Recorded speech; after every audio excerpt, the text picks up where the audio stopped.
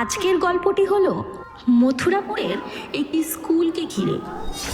সারাদিন স্কুলের সমস্ত কিছু ঠিকঠাক থাকলেও সন্ধ্যের পর এটা একটা ভয়ানক স্থানে পরিণত হয়ে যেত।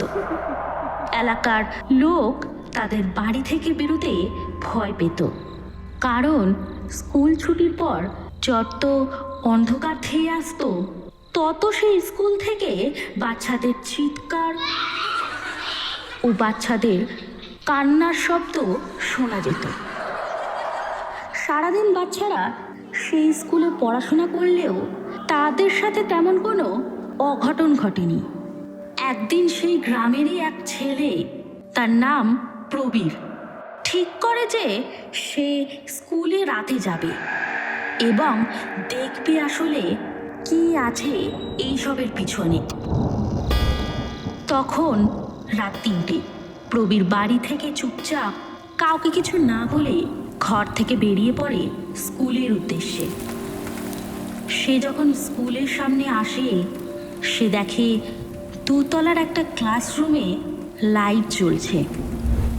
প্রবীর যে স্কুলের মেন গেটটা খোলে, তার শব্দ হতেই সেই ক্লাসরুমের লাইটটা বন্ধ হয়ে যায়। পুরো স্কুলটা এখন অন্ধকার। ভিতরটা এতটাই অন্ধকার ছিল যে সে কিছুই দেখতে পাচ্ছিল না।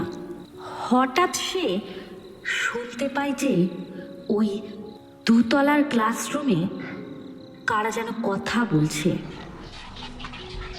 প্রবীর কোনো কিছু চিন্তা না করে পকেট থেকে একটা ছোট্ট টর্চ বার করে এবং সেটা জ্বালিয়ে সে উপরের দিকে ওঠে।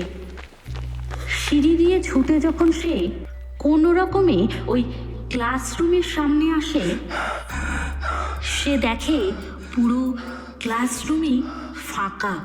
তখনই প্রবীরের অনুভূতি হয় যে তার পিছনে কেউ আছে।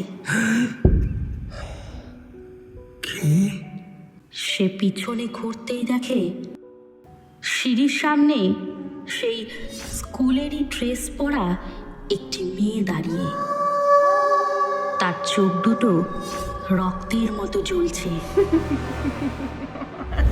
আজ থেকে কয়েক বছর আগে এই মেয়েটি পরীক্ষায় ফেল করায় স্কুলের মধ্যেই আত্মহত্যা করে। তারই আত্মা এটা।